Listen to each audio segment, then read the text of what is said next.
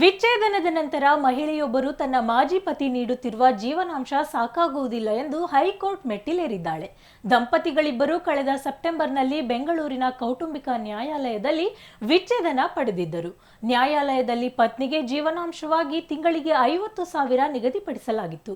ಆದರೆ ಈ ಜೀವನಾಂಶ ತನಗೆ ಸಾಕಾಗುವುದಿಲ್ಲ, ನನಗೆ ತಿಂಗಳಿಗೆ 6 ಲಕ್ಷ ಜೀವನಾಂಶವನ್ನ ನೀಡಬೇಕೆಂದು ಮಹಿಳೆ ಕರ್ನಾಟಕ ಹೈಕೋರ್ಟ್ನ ಮೊರೆ ಹೋಗಿದ್ದರು.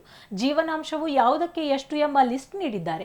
ಮೊಣಕಾಲು ನೋವು ಫಿಸಿಯೋಥೆರಪಿಗೆ ತಿಂಗಳಿಗೆ 4 ರಿಂದ 5 ಲಕ್ಷ ರೂಪಾಯಿ, ಶೂ ಹಾಗೂ ಉಡುಪುಗಳಿಗೆ ತಿಂಗಳಿಗೆ 15,000 ರೂಪಾಯಿ, ಮನೆಯೊಳಗಿನ ಆಹಾರಕ್ಕಾಗಿ ತಿಂಗಳಿಗೆ 50,000 ರೂಪಾಯಿ ಹಾಗೂ ಮನೆಯ ಹೊರಗೆ ಊಟಕ್ಕೆ ಸಾವಿರಾರು ರೂಪಾಯಿಗಳು ಬೇಕಾಗಿದೆ ಎಂದು ವಿವರಿಸಿದ್ದಾರೆ. ಸದ್ಯ ಆಕೆಯ ಜೀವನಾಂಶ ಹೆಚ್ಚಿಸುವಂತೆ ಮಹಿಳೆಯ ಪರ ವಕೀಲರು ನ್ಯಾಯಾಲಯಕ್ಕೆ ಮನವಿ ಮಾಡಿದ್ದು, ಆದರೆ ನ್ಯಾಯಾಲಯ ಅವರ ಮನವಿ ತಿರಸ್ಕರಿಸಿ ಜಡ್ಜ್ ಆಕೆಯ ಪರ ವಕೀಲರನ್ನ ತರಾಟೆಗೆ ತೆಗೆದುಕೊಂಡಿದ್ದಾರೆ.